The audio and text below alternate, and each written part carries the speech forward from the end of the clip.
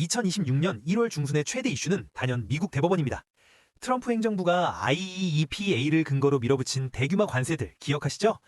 이게 합법이냐 불법이냐, 대법원이 그 운명을 가를 최종 판단을 앞두고 있습니다. 이번 영상에선 이 판결이 왜 중요한지, 관세 판결 결과에 따른 두 가지 시나리오를 알아보고 한국 주식과 환율에 미칠 영향도 살펴보겠습니다. 이미 1심인 국제무역법원과 2심인 연방순회항소법원에서는 모두 IEEPA는 대통령에게 이런 식의 광범위한 관세부과 권한을 주지 않는다며 위법이라고 판결했어요. 대법원은 2025년 11월에 구두 변론을 마친 뒤 지금까지 판결을 미루고 있는 상황인데요. 최근에도 1월 9일, 14일 같은 예상 날짜에 판결이 나오지 않아서 시장의 불확실성이 점점 더 커지고 있습니다. 먼저 IEEPA가 대체 뭐길래 이렇게 난리인지부터 알아볼까요? IEEPA는 1977년에 만들어진 법으로 대통령이 국가 비상사태를 선포하면 외국 자산 동결, 송금 제한, 무역 규제 같은 경제 제재를 할 수 있게 해주는 법입니다. 문제는 여기서 관세라는 단어가 명시적으로 한 번도 안 나온다는 거예요. 그런데 트럼프 행정부는 이 법을 근거로 2025년 3월에는 중국, 캐나다, 멕시코를 대상으로 펜타닐 마약 유입을 이유로 10에서 25% 관세를 부과했고 2025년 4월에는 거의 모든 국가를 대상으로 상호 관세를 기본 10%의 국가별 추가 관세까지 때렸습니다. 지금까지 2천억 달러 이상, 우리 돈으로 약 300조 원 가까이 거쳤다는 추정도 나와 있어요. 근데 이게 정말 합법인지 대법원이 최종적으로 NO라고 하면 환급 소송이 폭발할 가능성이 엄청나게 큽니다. 시장에서 가장 두려워하는 두 가지 시나리오를 정리해보면요. 먼저 시나리오 A, 대법원이 위헌, 즉 불법이라고 판결하는 경우입니다.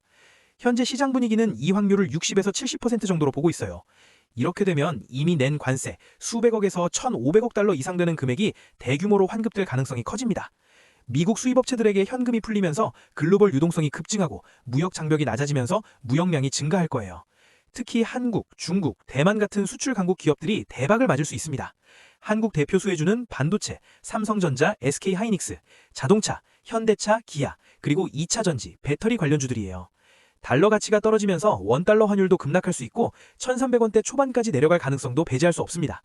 전체적으로 위험자산 랠리가 나오면서 코스피와 나스닥이 급등할 가능성이 높아요. 하지만 환급 절차가 복잡하고 시간이 오래 걸릴 수 있어서 초단기에는 급등 후 급락하는 롤러코스터 장세가 나올 수 있으니 꼭 주의하세요.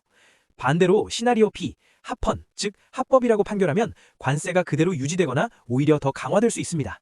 행정부가 섹션 232 국가안보조항이나 섹션 301 불공정 무역조항 같은 다른 법을 동원해서 추가 관세를 때릴 가능성도 커요. 그러면 글로벌 공급망 혼란이 계속되고 인플레이션이 다시 불붙을 우려가 있습니다. 연준의 금리 인하 속도가 느려지거나 아예 멈출 수도 있어요. 수출주들은 고전할 가능성이 크고 대신 방산주, LIG-넥스원, 한화에어로스페이스, 현대로템, 내수소비주, CJ제일제당, 오리온, 호텔신라 같은 종목들이 상대적으로 방어적일 수 있습니다. 인플레와 금리 상승 압력이 커지면 채권 금리가 급등하고 주식 전체가 눌릴 가능성도 있어요. 이 경우에는 안전자산, 그러니까 금이나 달러, 현금 비중을 늘리는 게 좀 더 현명할 수 있습니다. 그리고 한 가지 더. 판결이 나와도 트럼프 행정부가 플랜 B로 다른 법률을 써서 관세를 계속 유지하려 할 거 하는 얘기가 많이 나오고 있어요.